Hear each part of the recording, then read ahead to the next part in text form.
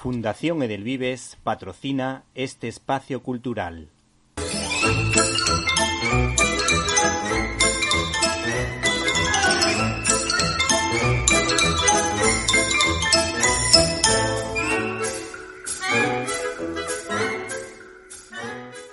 Estás escuchando Directo a las Estrellas. Víctor Alvarado. Nuestro invitado viene ataviado con el uniforme del destacamento de cazadores número 2, aunque no es militar sino periodista. Responde al nombre de Balbuena, Jesús Balbuena, y es el autor de Más se perdió en Filipinas, de Ediciones Encuentro. Buenas tardes. Hola, buenas tardes. El título juega con las palabras haciendo referencia a la frase Más se perdió en Cuba y a los últimos de Filipinas. ¿Por qué elegiste este título? Bueno, por esa expresión popular que a menudo se acuerda de Cuba, pero Filipinas suele ser la gran olvidada, ¿no? Alguien muy querido para mí suele firmar con un seudónimo como Martín Cerezo. ¿Qué te parece? Pues me parece curioso y seguro que al teniente Martín le hubiera honrado. Sí, porque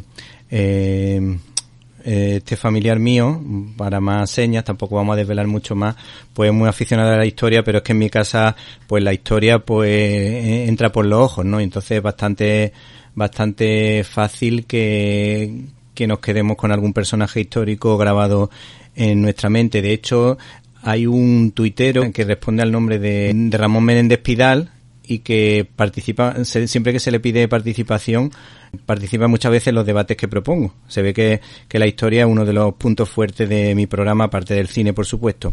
Y ahora que en el mundo se están retirando tantas estatuas, ¿cómo se te ocurre hablar de tu antepasado? ¿No es un pecado? Bueno, para mí ha sido un proyecto de vida más que otra cosa. Desde niño escuchaba oír en casa las historias del bisabuelo Chus, de cómo la historia no le había hecho justicia a él y a sus compañeros de asedio, los héroes de Valer. No entendía muy bien por qué un héroe de España era prácticamente anónimo o completamente anónimo en su pueblo, en el norte de Palencia, y desde bien joven pues empecé a documentar esta historia, viajaba a leer y siempre me ha acompañado a base de reportajes. Hice un documental para la televisión española, luego hice otro rodándolo en Valer, y con todo ese trabajo de campo y sobre todo el testimonio de los descendientes de los catiponeros, pues al final me decidí a hacer este libro. Y bueno, entiendo por otro lado que actualmente hay un movimiento, pues de, como dices, se derrumban estatuas, queriendo reescribir la historia y juzgar los hechos del pasado con ojos de hoy en día, y entiendo que hay mucha gente como yo que ante eso pues lo que queremos hacer es precisamente lo contrario, ¿no? Divulgar la historia como entendemos que ocurrió, y en ese sentido me parece positivo que haya un debate sobre la historia de España, que para mí es historia universal, historia del mundo, sin que necesariamente eso sirva para que ideológicamente unos nos tiremos la historia a la cabeza de otros, ¿no? Al final del libro se ven una serie de fotos de un grupo de personas o de descendientes que hicisteis una serie de fotos en ese lugar, o también me imagino que en España en algún monumento que se haya creado en torno a esta figura, ¿no?, de Martín Cerezo. Sí, los descendientes nos reunimos, un buen número de nosotros, cuando se inauguró la estatua de los héroes de Valer en Madrid hace 2 años, la estatua de Salvador Amaya a partir de un boceto de Ferrer Dalmau, y también incluido fotos de un viaje que hicimos para el 120 aniversario del final del asedio de Valer, donde varios descendientes y socios, amigos de la asociación Últimos de Filipinas, Héroes de Valer, pues acudimos allí al Día de la Amistad Hispano-Filipina. Y bueno, tuvimos la suerte de poder hacer una recreación de la salida de la iglesia, y también fuimos a llevar una corona de laurel a lo que era el campamento de los insurrectos. Y bueno, fue un día en el que hicimos verdad el espíritu del Día de la Amistad Hispano-Filipina. En el prólogo del libro se dice que España vendió las Filipinas a Estados Unidos por unos 20 millones de dólares. ¿Eso cómo se come o por qué circunstancias, por qué ocurrió eso? Ese hecho que a mí particularmente me llama la atención. Sí, bueno, cuando España está negociando el Tratado de Paz en París contra Estados Unidos, que finalmente se firma en diciembre de 1898, pues obviamente los norteamericanos tenían la sartén por el mango y aparte de en el propio tratado pues quedarse con Cuba o conseguir que España renunciara a cualquier aspiración de mantener el dominio sobre Cuba y de que nos endosaran la deuda cubana, aparte de Puerto Rico y Guam y las Marianas, etcétera, pues España aún mantenía las aspiraciones de ceder únicamente el control de la isla de Luzón, puesto que Manila había caído a las fuerzas norteamericanas en agosto de ese año y la colonia española se había digamos hecho fuerte en Iloílo. Sí. Pero a medida que avanzaron las negociaciones, pues los norteamericanos reivindicaron para sí todo el archipiélago y a cambio pues ofrecieron una pequeña compensación de 20 millones de dólares para que España renunciara definitivamente a mantener el control del archipiélago. Sí. También llegaron a poner sobre la mesa pues, Canarias y Baleares, y Ceuta y Melilla, etcétera. Fue una negociación muy dura e incluso me atrevería a decir que humillante para España. Has dicho el término colonia, me llama la atención porque claro, en el Tratado de París yo sé que en esa época en Francia se estaba promoviendo un poco que España no daba un trato bueno a los países que conquistaba, a las zonas que conquistaba, pero yo sé por otra parte que España consideraba a todo lo que la gente dice colonias provincias. ¿Filipinas que tenía un carácter un poco distinto o no? Sí, Filipinas no era una provincia. Sí. Dependía de una capitanía general, la Capitanía General de Manila, y bueno, aunque Filipinas tenía representación en las Cortes, sí, pero no era una provincia como tal, ¿no? Sí. Es verdad que desde la Constitución de 1812 el término colonia quizá pues no sea el adecuado, ¿no? Sí. Pero vamos, durante los casi 3 siglos y medio que Filipinas estuvo bajo dominio español, fue colonia en buena parte de ese periodo, y es verdad que en el siglo XIX pues ya las aspiraciones de los filipinos eran ser una provincia de pleno derecho, sí, que los insulares tuvieran igualdad de derechos con los peninsulares, que hubiera mayor representación en las Cortes, y esa era la gran aspiración de José Rizal, ¿no? Sí, sí. Y en el documental famoso que desde luego creo que va a participar por lo menos en el premio del Círculo de Escritores Cinematográficos, el documental La Primera Globalización habla de la importancia que tenía Filipinas, que fue un puente entre Occidente y Oriente. ¿Tú estás de acuerdo? Sí, completamente. Filipinas, bueno, la nao de la China, el galeón de Manila, durante 2 siglos y medio, después de que Urdaneta consigue ir y volver desde Filipinas a Nuevo México, a Nueva España, a lo que hoy es México, sí, y vuelta a Manila, el tornaviaje. El problema no era tanto ir de Oriente hacia América, sino el retorno, ¿no? Pero desde que esa ruta se consigue descubrir, pues durante 2 siglos y medio el galeón de Manila pues se convirtió en la primera ruta comercial, digamos, de un mundo globalizado, ¿no? Las mercancías iban desde Oriente hacia Acapulco, de ahí se cruzaban a Veracruz, de Veracruz embarcaban de nuevo hasta Sevilla y vuelta con mercancías europeas hacia los mercados orientales. Por sí, tanto, creo que la importancia estratégica de Filipinas en aquel mundo pues era muy importante. Leyendo tu libro me vino a la mente que hace unos años descubrí un cómic que se llama Yellow Kid, Chico Amarillo, de Richard Felton, que fue uno de los primeros cómics de la historia, y precisamente hacía referencia a las Filipinas. claro, al acordarme de eso, miré rápidamente la cita que tengo en el libro, la busqué y por lo visto este cómic duró entre 1895 y 1898, que fue utilizado este cómic como propaganda. Era un cómic que de alguna manera hablaba de que Estados Unidos al final iba a acabar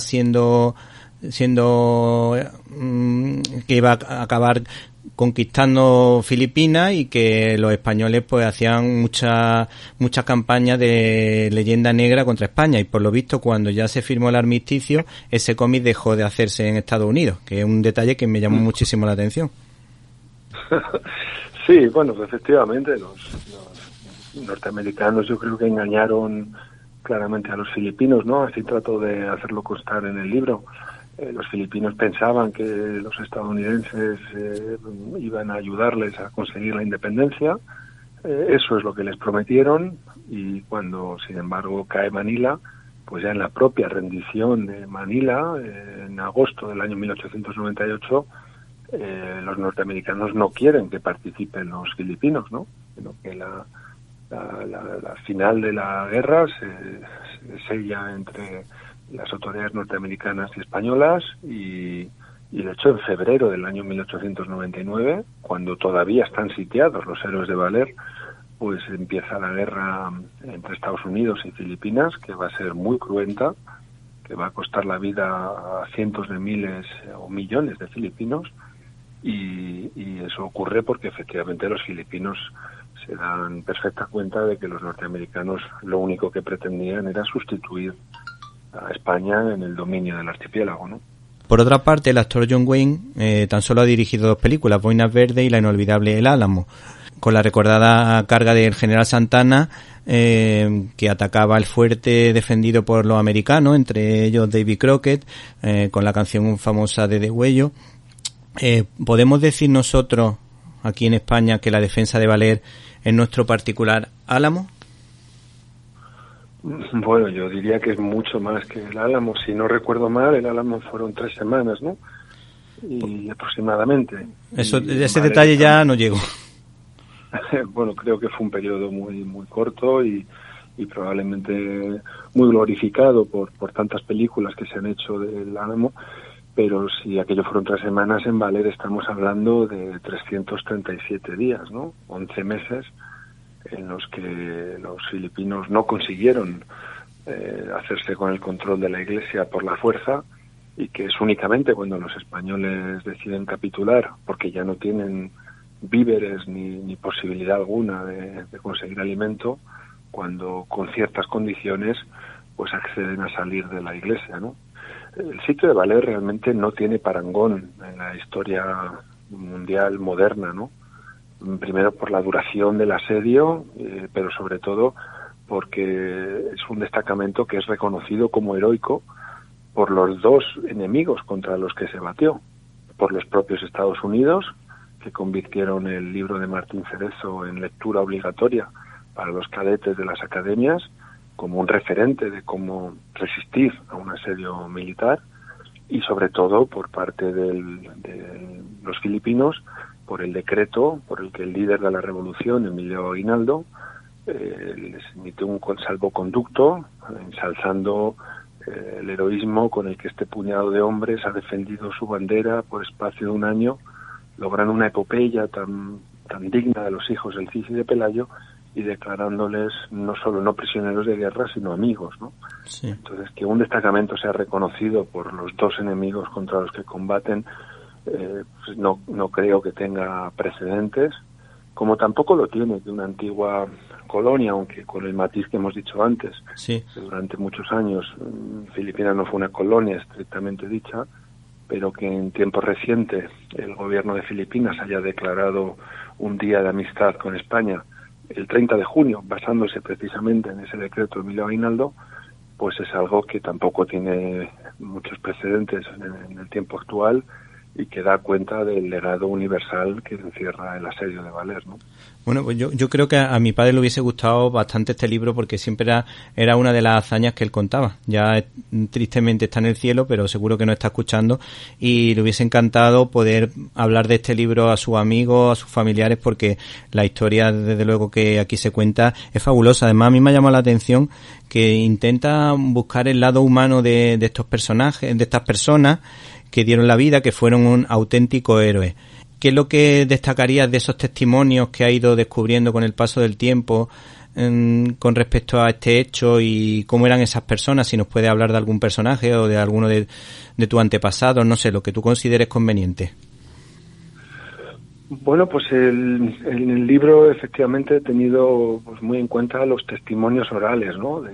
Por ambos bandos. ¿Qué fue lo que contaron los protagonistas del asedio, tanto españoles como filipinos, a sus descendientes, ¿no? Y queriendo con esos testimonios orales pues reconstruir lo que pudo pasar allí, más allá de las ficciones que hemos visto en el cine y en otros libros o novelas. Y bueno, pues descubres efectivamente en el lado de los españoles pues unos jóvenes de la España rural, aunque hubo algunos de ellos se embarcaron de manera voluntaria, pero vamos, de extracción muy humilde, y como pues son enviados a 16.000 kilómetros a librar una guerra que no entienden, que probablemente estaba perdida de antemano, y cómo pues dejan su vida con o arriesgan su vida con un código de honor y de generosidad y de servicio pues que probablemente con ojos de hoy en día resulta muy extraordinario.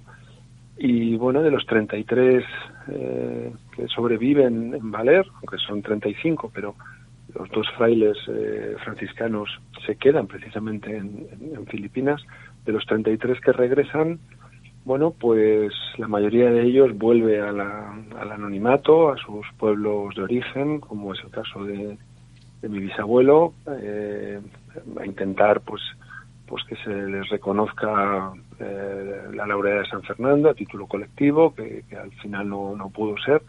Si la obtuvo el teniente Martín Cerezo y el capitán Enrique de las Morenas a título póstumo.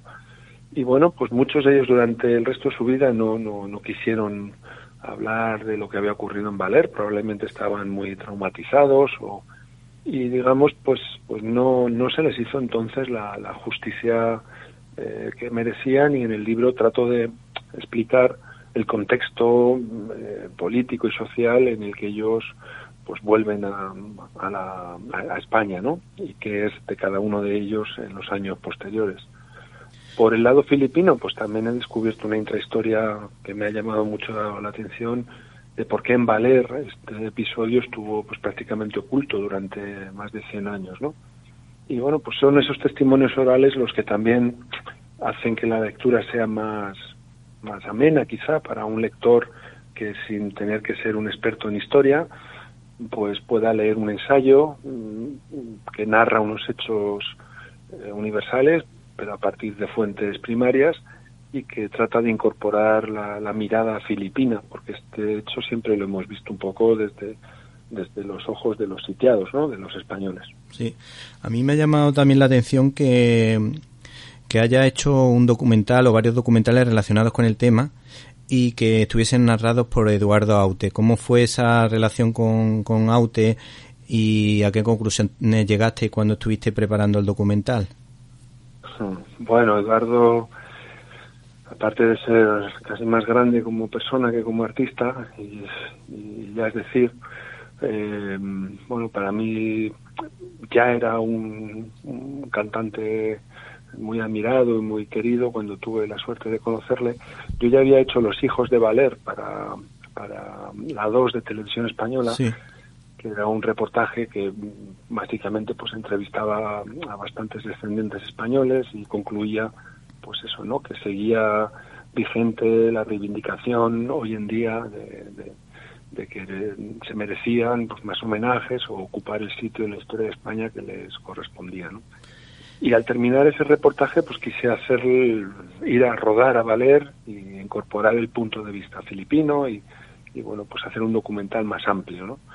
De manera que traje tantas horas de grabación, que es aquello de perdona que te escriba una carta tan larga, no tuve tiempo de hacerla más corta, ¿no? Sí. Porque me quedó un documental muy largo y tuve que hacer en español, en inglés. Bueno, es un deporte muy caro el de hacer documentales, porque el estudio pues cuesta mucho dinero. Bueno, y cuando ya había terminado, pues no me quedé nada satisfecho y entonces tuve la suerte de conocer al maestro Eduardo, ¿no? Y le conté lo que había pasado y me dijo, bueno, pues ya sabes que escribir es reescribir, ¿no? Esto no sale a la primera, el proceso creativo pues requiere que se le den varias vueltas a un guión, a una canción. Y entonces le ofrecí que estaba más que dispuesto a volverlo a escribir desde cero, siempre y cuando él se prestara a locutarlo, ¿no? A lo que se ofreció pues de manera muy generosa, y porque él desde niño que pasó los primeros años de su vida en Manila, él nació allí y de hecho hablaba tagalo, sí. Pues Filipinas siempre le tenía un cariño especial, ¿no? Y bueno, así fue como le conocí, fuimos desarrollando una amistad y cuando ya lo tenía reescrito, pues fuimos a narrarlo en su voz. Y allí en el estudio le pedí que interpretara una versión del Yo te diré, de esa célebre habanera. Sí. Y bueno, pues ahí cogió la guitarra y nos regaló una versión propia del Yo te diré, que está incorporada. Y bueno, pues el libro, de hecho, lo he escrito escuchando únicamente canciones de Eduardo, ¿no? Sí, ha estado muy presente en todo el proceso de escritura. Era un artista increíble. Bueno, y ya que Eduardo Aute tiene una canción muy bonita que se llama Más cine, por favor, si te parece pasamos al cine, y ya que han mencionado la canción de Yo te diré, ¿cuál es el origen de esa canción? Bueno, era la banda sonora de la película de 1945, sí, que acuña el término Los últimos de Filipinas, porque hasta entonces se les conocía como los héroes de Valer. Era interpretada por Nani Fernández, que en la película pues era una tagala que cantaba a su amado Juan Chamizo, que estaba dentro de la iglesia, y le decía aquello de yo te diré porque mi canción te llama sin cesar.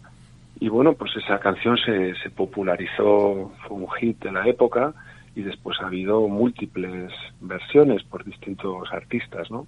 Es una canción eterna. Sí. Bueno, hay que decir que Antonio Román, para que nuestros oyentes lo sepan, fue coautor del guión de Raza de esa de Heredia, y luego particularmente pues dirigió esta película que a mí me parece realmente buena, y que yo como buen malagueño pues conozco una zona donde se rodó muchas de las escenas, que fue precisamente en la finca de la Concepción, que precisamente hace un mes he estado en ella participando en una actividad navideña que han hecho con muy buen gusto. Y si te fijas bien en la película y dentro de la finca de la Concepción hay muchos detalles que te resultan muy familiares, porque es un lugar de los más bonitos de Málaga, pero es que además hay un clima tropical y te crees realmente que ahí es posible que se haya podido rodar esta película. Que a mí particularmente tengo que decir que me gusta más la versión de 1945 porque creo que refleja mejor la forma de pensar y de vivir de esa época, por lo menos la religiosidad, la forma de afrontar los problemas y todo eso me parece más interesante. Con respecto a la de Rafael Calvo, no puedo opinar con tanta fuerza porque a mitad de película lo dejé ya porque me parecía que eso no correspondía a la historia, porque yo creo que cuando se narra un hecho histórico hay que narrarlo conforme a una época, no con la mentalidad actual. No sé qué opinas. ¿Y cuál es tu favorita de las dos? Bueno, la del 45, la verdad que se convirtió en un clásico del cine español, ¿no? Fue declarada documento de interés nacional y de hecho pervive hasta nuestros días, ¿no? Porque los diálogos y bueno, está muy conseguida la película, sí, con la canción y bueno, la verdad es que cuando uno la ve, pues no le cabe ninguna duda que el comportamiento de aquel destacamento fue heroico sin ningún atisbo de duda, ¿no? O sea, no hay dobleces y no hay ambajes, ¿no? Mientras que en la última dirigida por Salvador Calvo, sí, eso, bueno, Salvador pues, Calvo, sí, el propio director y el guionista pues declararon que querían hacer una película pues antiimperialista y antibelicista, ¿no? Y si bien la del 45 tiene la ideología propia del momento en el que se estrenó, y hay cierta ficción en ello, de hecho Enrique Llobet, el guionista, reconoció pocos años antes de morir que él no había querido hacer una película fiel a los hechos, sino que había querido hacer una historia de amor y bueno, estaba dulcificada, efectivamente allí no había tagalas cantando, ni el desfile final de la última escena fue así, etcétera, pero efectivamente es una película que reconoce el heroísmo de aquel destacamento. En esta reciente, bueno, pues si la intención era hacer una película antibelicista y antiimperialista, bueno, pues eso se ha conseguido, digamos, ¿no? A mí particularmente, pues me ha gustado mucho la fotografía, ¿no? Los medios.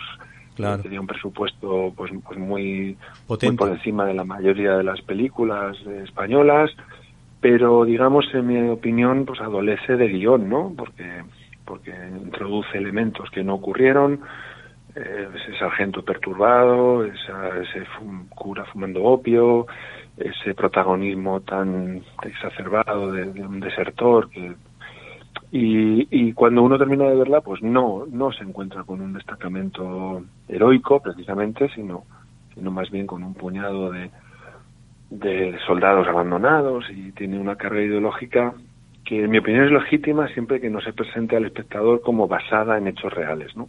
Sí. Eso es la crítica que yo la puedo hacer a la película, es que no se debe de presentar ni una película, ni un libro, ni nada haciendo creer al espectador o al lector que esos hechos fueron así, cuando luego no se va a ceñir uno a la realidad, ¿no? Por último, me gustaría concluir con un pensamiento que tenía desde hace un rato, porque me he estado acordando que hace referencia a Cánovas como la persona que a lo mejor, si hubiese estado en el gobierno en ese momento, hubiese sabido capear un poco el temporal con respecto al tema de Filipinas y Cuba. ¿Tú qué opinas? ¿Por qué consideras que este señor hubiese tenido ciertas dotes para manejar la situación? Bueno, quizá hay peca un poco de historia ficción, ¿no? De lucubrar qué hubiera pasado, sí. Pero lo cierto es que Antonio Cánovas pues era el padre del sistema de la Restauración y el presidente del gobierno en el momento en el que en Filipinas pues estalla la insurrección, y bueno, pues su asesinato a manos de un anarquista pues hizo que el gobierno español se tambaleara. La reina regente le pide formar gobierno a la oposición, a Praxedes de Sagasta, y digamos a partir de ahí pues todo es una sucesión de desastres, ¿no? Y la guerra pues prácticamente en cuestión de semanas pues está liquidada, ¿no? Quizás si Cánovas no hubiera sido asesinado, pues la historia hubiera tenido otro rumbo, ¿no? Quién lo sabe. Pero desde luego fue un trauma más al ya de por sí muy traumático año de 1898, aunque Cánovas es asesinado en agosto del 97, en lo que a mí me gusta llamar el Vietnam español, ¿no? Sí. El año 98 pues fue el mismo trauma que tiene Estados Unidos con la guerra del Vietnam, pues para nosotros debió de suponer la pérdida de vidas de miles y miles de jóvenes muertos, mutilados, desaparecidos, ¿no? El desgarro tan brutal de dos guerras, una en Cuba, otra en Filipinas, la derrota tan humillante a manos de una nueva potencia como Estados Unidos. En fin, el 98 me sorprende lo poco conocido que es ese periodo de nuestra historia que, sin embargo, pues tanto ha marcado el siglo XX, ¿no? Sí. Bueno, pues si te parece, como hacemos con algunos de nuestros invitados, nos gustaría que terminase recomendando una película, y además hay que decir que es un libro que se lee bastante bien. Se titula Más se perdió en Filipinas, de Ediciones Encuentro. Y Jesús, te damos las gracias por este fabuloso libro, y si te parece terminamos con la película que nos va a recomendar, y mientras pues escuchamos de fondo la canción de Yo te diré de 1945 de la película. Muy bien, fenomenal. Bueno, pues entiendo que no debo recomendar ninguna de los últimos de Filipinas y me decanto por Casablanca, ¿no? Sí.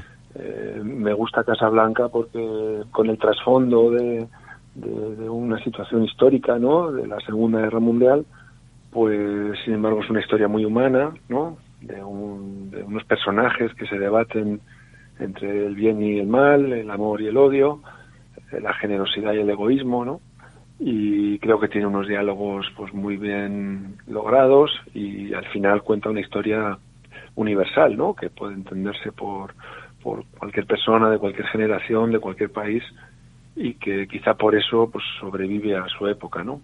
Porque yo creo que el sitio de Valer pues trasciende a la ideología, trasciende a la historia de España y trasciende la época en la que ocurrió, y Casablanca pues de alguna manera, y salvando las distancias, pues también, ¿no?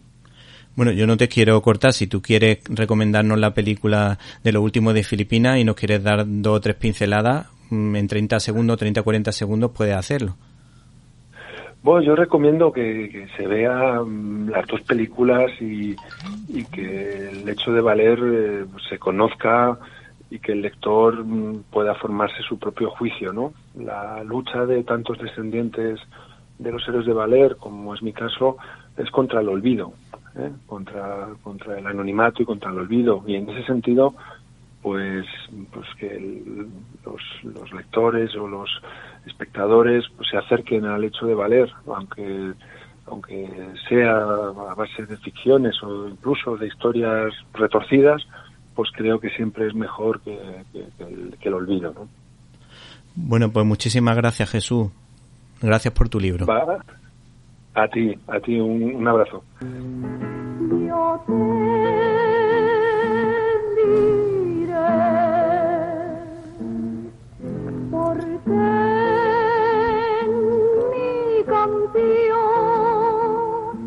se siente sin cesar mi sangre latiendo, mi vida pidiendo que no te alejes más. Cada vez el viento pasa y se lleva una flor, pienso que nunca volverás, mi amor. No me abandones nunca al anochecer, que la luna sale tarde y me puedo perder. Y yo sobro, porque en mi canción se siente sin cesar mi sangre latiendo, mi vida pidiendo que no te alejes más.